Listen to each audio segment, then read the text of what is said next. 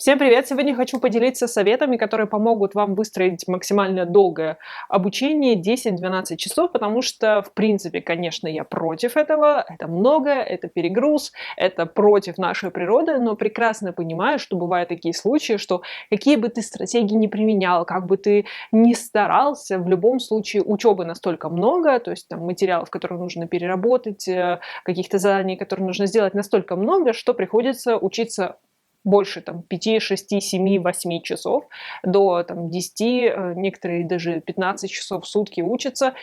Это как бы плохо, но это случается, и это нормально. И я хочу поделиться именно такими вещами, которые нужно иметь в виду для того, чтобы все это время вы продуктивно учились, потому что просто учиться 12 часов– это одно, а достаточно продуктивно и эффективно учиться 12 часов– это немножечко другое. Первое, с чего, конечно же, начну, это всегда, я с этого начинаю, это цель вашего обучения, потому что когда вы не понимаете, зачем вы все это делаете, зачем вы так напрягаетесь, зачем вы так перенапрягаетесь даже, в общем, зачем вы все это затеяли, вы будете всегда демотивированы, то есть никакой мотивации, никакой целеустремленности у вас не будет. Но как только вы поймете, зачем вам это нужно, даже если это просто дожить до конца семестра и там, сдать хорошо ваши предметы, это тоже уже цель. Не обязательно она должна быть глобальной какой-то, вот я хочу мир во всем мире, нет. Она может быть небольшая, но которая поможет вам каждый день вставать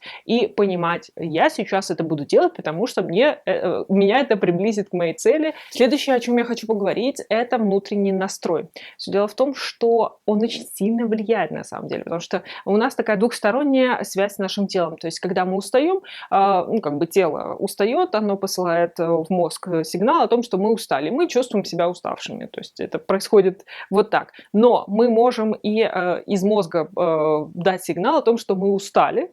Если мы будем постоянно себе повторять, что я не выспался, я уставший, я измученный, да как вообще это можно делать и так далее. В общем, если вы будете постоянно себя негативно накручивать и постоянно говорить о том, что я не выспался и я уставший, вы таким и будете. То есть ваш мозг постоянно будет подавать сигнал вашему телу, что так и происходит. Конечно, если вы будете супер измученный действительно и будете думать о том, что нет, я живчик, я все хорошо, вы не будете супер живчиком, но все-таки на каком-то более-менее нормальном уровне вы будете находиться. И в целом, если вы чувствуете себя нормально, если вы будете говорить себе о том, что я бодрый, я выспавшийся, я молодец, я энергичный, то вы будете энергичным.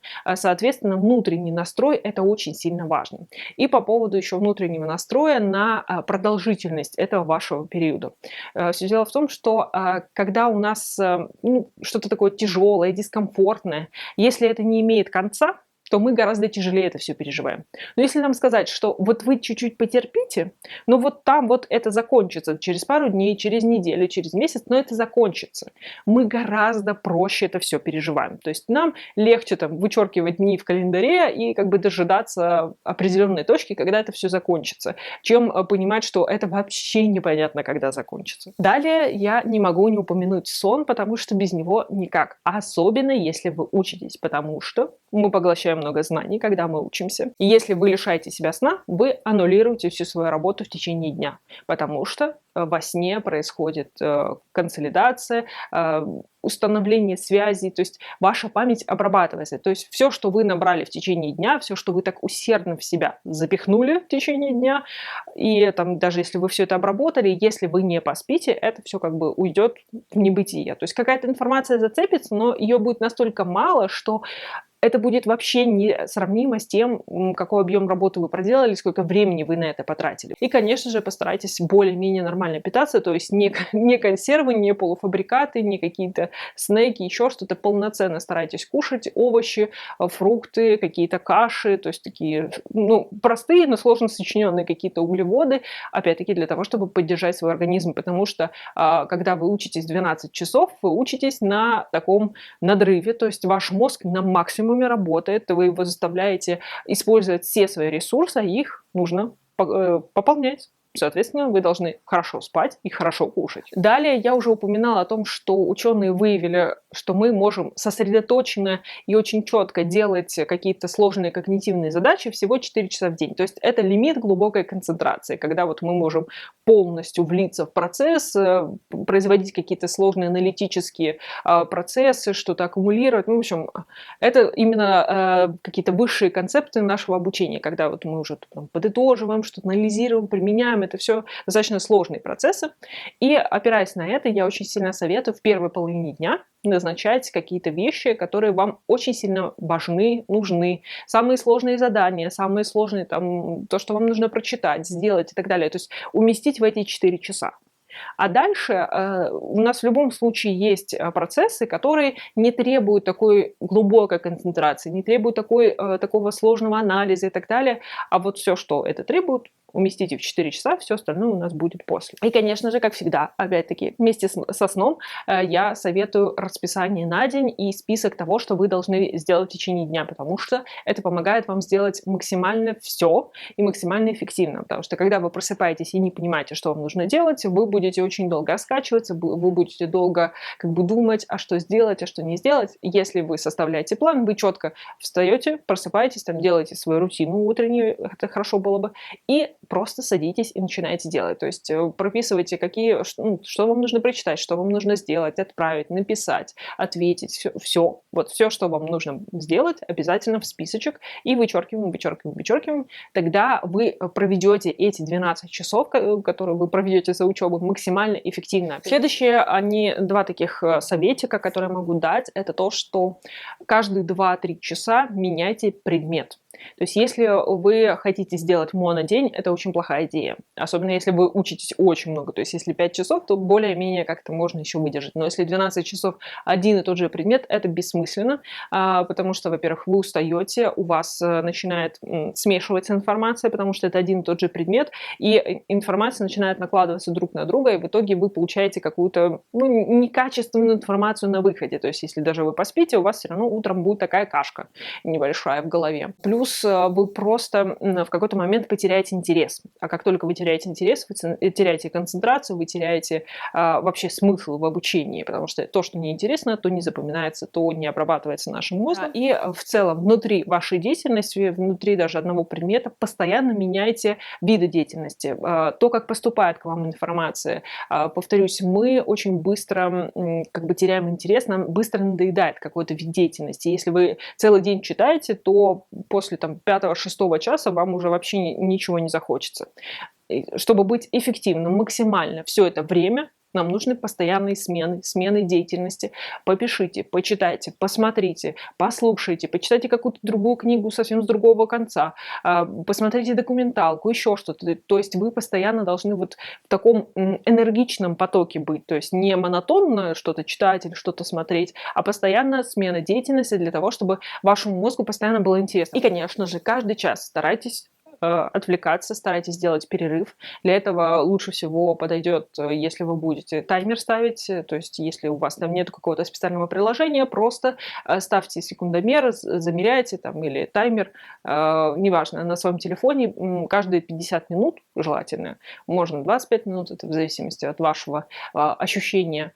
Обязательно делайте перерыв, вставайте, разминайтесь. Хорошо, если у вас будет большой перерыв, и вы сможете выбраться на улицу, чтобы еще немножечко посмотреть на что-нибудь зеленое, потому что, скорее всего, глаза устают, а на зеленом они отдыхают. Следующее, что очень сильно советую, это убрать все отвлечения, которые могут вас сбить с праведного пути, можно так сказать. То есть какие-то вещи, в которые вы знаете, что вы упадете, и эта деятельность вас поглотит. Там, не знаю, какая-то интересная книга, сериал, какие-то сайты, или, там, возможно, вам кто-то может позвонить. То есть постарайтесь это все ограничить, потому что, когда мы интенсивно и много учимся, вы задействуете очень много ресурсов своего мозга, и для того, чтобы все-таки направлять их на запоминание, на обработку информации, а не на то, чтобы запрещать себе что-то, это очень пожирающее чувство, запрещать себе что-то, там, например, когда вы хотите есть, а у вас перед глазами что-то есть, что можно поесть.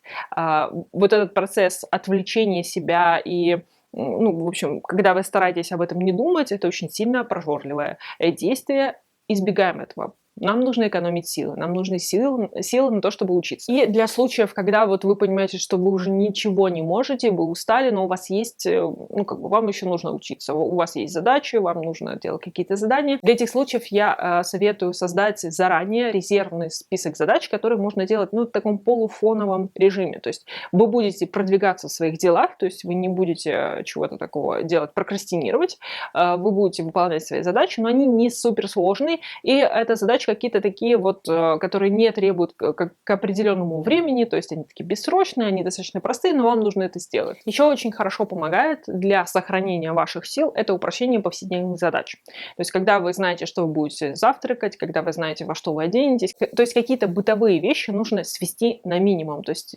принять кучу решений заранее, что вы будете есть, как одеваться, куда ходить, зачем ходить и так далее, что вы с собой возьмете, для того, чтобы, опять-таки, сохранить эти силы, потому что каждое решение – это затрата ваших когнитивных способностей. То есть вам нужно проанализировать ситуацию, выбрать из какого-то числа выборов и так далее. Это все энергия, это все силы, которые вам очень сильно нужны для учебы. Также я очень сильно советую, если вы имеете такую возможность, использовать возможность дневного сна.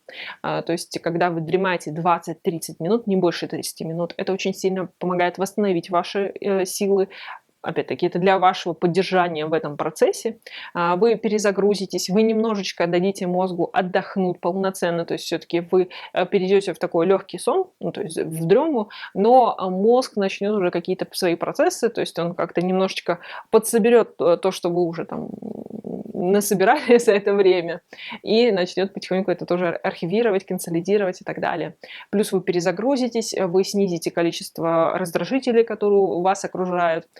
И если вы не сможете даже уснуть, это ничего страшного. Хорошо, если вы просто полежите 20 минут в тишине, в темноте, лучше что-то на глаза там или натянуть, или одеть маску для того, чтобы ваши глаза отдохнули. То есть вам нужно не сколько поспать, сколько побыть 20 минут без ничего. То есть в таком полувакууме, в спокойствии, с закрытыми глазами. Это уже будет хорошо. Если вы уснете, прекрасно. Лучше поставьте, кстати, таймер на тот случай, если вы все-таки сильно провалитесь в сон. И, конечно же, физические нагрузки. Без них никак. И это не просто прогулка, что там вы проветриваете свою голову. Это аэробная нагрузка. Аэробная нагрузка помогает нашему мозгу. Она вырабатывает определенные нейромедиаторы, она помогает там, определенным структурам в нашем мозге. У меня было отдельное видео на эту тему. В общем, аэробные нагрузки – это быстрая ходьба. Ну, можно даже не бегать, можно просто активно ходить. Это тоже аэробная нагрузка. То есть, как только у вас начинает повышаться пульс, это уже хорошо. То есть это пошла польза для вашего мозга. И два последних совета, которые дополняют друг друга, это то, что когда вы так много учитесь, в любом случае вы начинаете нервничать, тревожиться, потому что вы чувствуете, что вы там не успеваете или все-таки устаете, накапливается какое-то раздражение и так далее. Очень хорошим методом является список ваших тревог или тревожного часа, еще что-то такое. То есть, когда мы учимся, когда вот мы в этом процессе, лучше не отвлекаться на какие-то мысли о том, тревожиться о чем-то. То есть, когда мы переживаем, а как, а что, а смогу ли я, а то, все. Ученые говорят нам о том, чтобы мы записывали все эти тревоги. И потом, если вам захочется, вы можете выделить время и подумать об этом, поперетирать это все, помускулить внутри себя, но отдельное время для этого. Но очень часто, когда вы записываете это все, это уже ослабляет их действие, вы уже перестаете крутить у себя в голове. Опять-таки, вот когда мы крутим какие-то мысли в голове, это тоже когнитивная нагрузка. Это занимает нашу рабочую память. А мы как бы должны учиться, мы как бы должны эффективно учиться, а тут мы тревожимся, тут мы переживаем, тут у нас какие-то мысли крутятся. В общем, чтобы этого избежать, и все-таки эффективно учиться, а не думать о том, как я сдам экзамен. Хорошо, записывайте эти мысли, можете немножечко себя пожалеть, расписать, какие-то последствия, еще что-то. Выплеснуть немножко это все на бумагу, и это уже отпустит. Это уже сэкономит, опять-таки, вам очень много сил. И в дополнение очень советую найти какой-то метод расслабления, который работает для вас, и не исключать его. То есть какие-то вещи вы можете там исключить, которые сильно вас провоцируют на прокрастинацию, на еще что-то, но все-таки что-то одно, что действительно вас расслабляет, что действительно дает вам полноценный отдых, этого исключать нельзя. Это нужно обязательно включать даже в свое расписание, что вот вы там час, например, вы любите сериалы, вы смотрите сериалы, или там вы вяжете крючком, или вы там с кем-то общаетесь. Неважно. То есть у каждого из нас есть какое-то действие, которое помогает нам максимально расслабиться. Обязательно включайте его в каждый день для того, чтобы вы расслаблялись, потому что у вас большая нагрузка, у вас много сил на это все тратится, вы должны пополнять эти силы, вы должны расслабляться, вы должны получать вообще удовольствие от жизни, успеть получить, пока вы так интенсивно и много учитесь. Все, подписывайтесь, ставьте лайк, до следующих видео. Пока-пока.